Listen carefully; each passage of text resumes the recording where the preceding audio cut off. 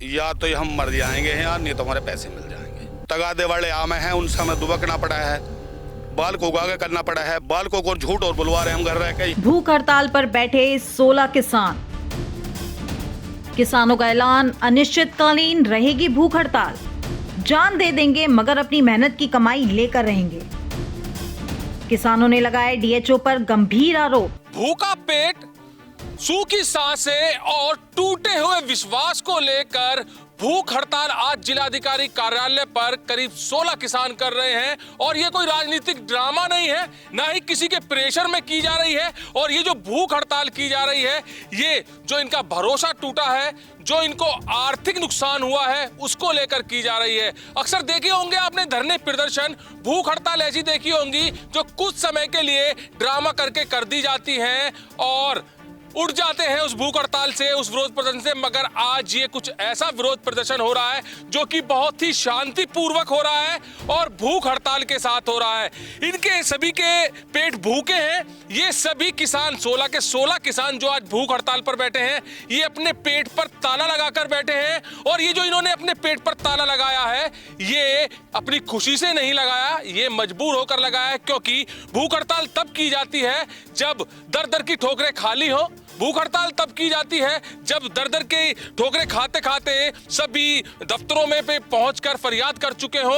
और भूख हड़ताल तब की जाती है जब अंतर आत्मा मरने वाली हो, क्योंकि इनकी अंतर आत्मा इस टाइम मर चुकी है। इनका जमीर जो है बिल्कुल इस तरह से खगोड़ दिया है एक कंपनी ने कि इनको 3 करोड़ रुपए का नुकसान, इनकी जो मेहनत की गई थी उसमें 3 करोड़ रुपए का नुकसान यहाँ पर दिया गया है। और ये दिया गया है नुकसान उत्कल ट्यूबर्स प्राइवेट लिमिटेड, जिनको इन्होंने आलू दिया था अपना 3 करोड़ का। और जानेंगे, जहां पर जिलाधिकारी ने भी इनको आश्वासन दिया था, मिठाई खिलाकर इनका मुंह मीठा किया था और 57 किसानों के पैसे भी आ गए थे। उसके बाद जो आश्वासन मिला करीब 3 करोड़ रुपए देने का, वो किस तरह से मिला? सर, जिलाधिकारी ने आपको मिठाई भी खिलाई थी, जिलाधिकारी ने आपको आश्वासन भी दिया था और उस दिन कुछ किसानों के पैसे भी आए थे, मगर उसके बाद क्या हुआ?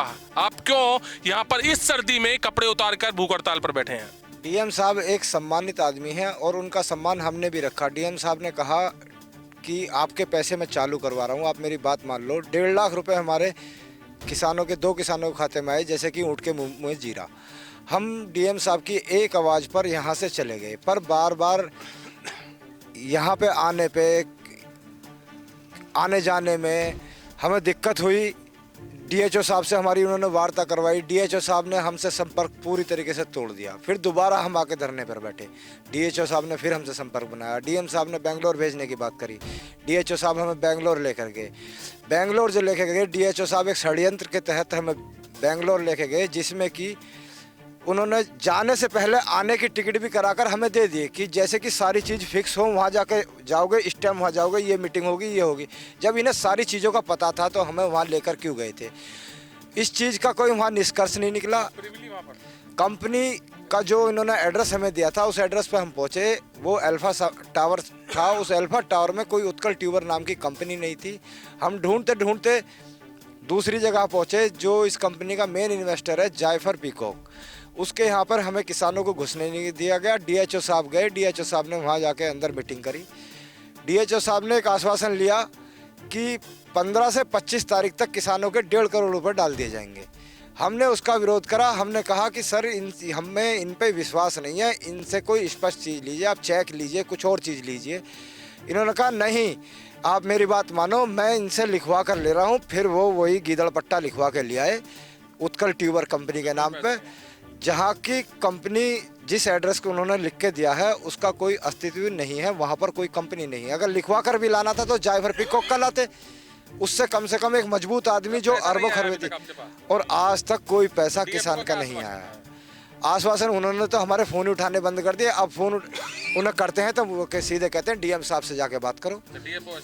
डीएचओ साहब कहते हैं डीएम साहब से बात करो, मुझसे बात करोगे तो मैं तो एक लेटर और लिख के दे दूंगा कि जी मेरा इस केस से कोई लेना देना नहीं, मेरे फील्ड का ये काम नहीं है, मैं तो इस काम से अलग कर दिया जाए।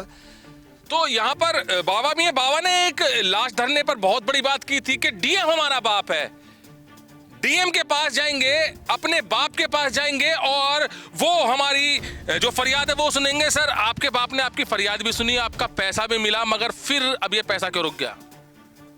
डीएम साहब ने प्रयास करे, लेकिन नीचे के अधिकारी जो डीएचओ साहब, ये हमारे साथ पहले से घोलमेल कर रहे हैं, कंपनी वालों से मिले हुए हैं। इन्होंने जब सील लगाई थी, जब ये कहा था नहीं कितने का आलू होंगे या हम बेच कर किसानों को पेमेंट कर देंगे, लेकिन इन्होंने ना तो वो करा, आलू का टाइम निकाल दिया, किसानों को बहकाते रहे, किसानों को बंदर बाट करते रहे, किसानों के ग्रुप बनाते रहे। नुक पैसे कैसे नहीं मिलेंगे? मैंने सिद्धि बना सकते 100 आए थे पिछले साल ही, कैसे नहीं देंगे पैसे? आज ये कह रहे हैं हमारे हाउस में ही नहीं आता। डीएफओ क्या रोल रहा है? डीएचओ ही तो कर रहा है जो कुछ कर रहा है बंदर बाट।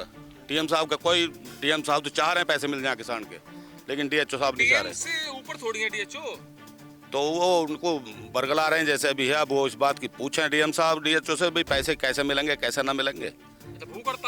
भूख हड़ताल जब तक रहेगी, जब तक हमारे शरीर में प्राण रहेंगे, और जब तक जाएंगे भी ना, जब तक पैसे ना मिले या मरे ना। और एक बात और कहनी चाहूँ, पहले कह दिया है, किसान संगठन हैं जितने भी हैं सब हमारे हैं, और मैंने पहले भी बोला था, नुक हमें जरूरत पड़ेगी तो हम उन बुलवाएंगे। मैं किसान संगठनों से सबसे अपील करता हूं कि हमें सहयोग की जरूरत पड़ी है, हमारे रुपए दिलवाए जाएं, सब हमें सहयोग दें। सभी संगठनों से मेरी अपील है, किसानों की 139 किसानों की जिनके पैसे उत्कल कंपनी लूट के ले गई और यहाँ के अधिकारी लोग काम नहीं कर रहे, इसमें हमारा समर्थन करें। तो भूख हड़ताल में जान भी जा सकती है जी।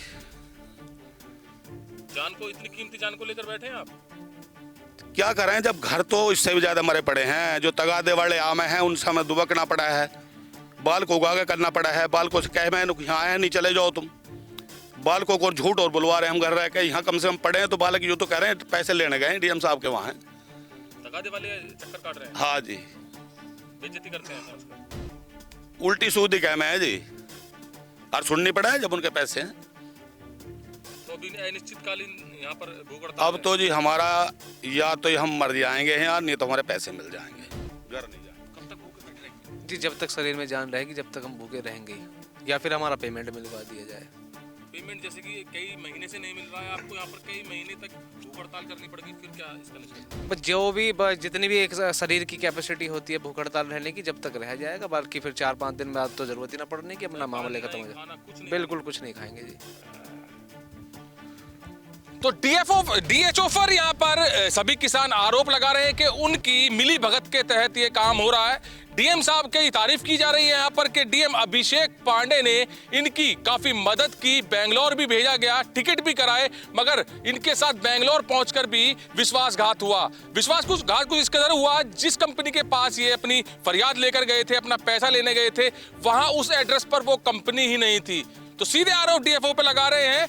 और जो आज ये सभी किसान यहाँ पर अर्धनग्न अवस्था में बैठे हैं, ये मजबूरी में बैठे हैं और भूख हड़ताल के लिए बिल्कुल साफ शब्दों में कह दिया है कि जब तक शरीर में प्राण है ये भूख हड़ताल ऐसे ही जारी रहेगी। या तो ये अपनी यहाँ पर जान देकर जाएंगे या यहाँ से ये पैसा लेकर जाएंगे।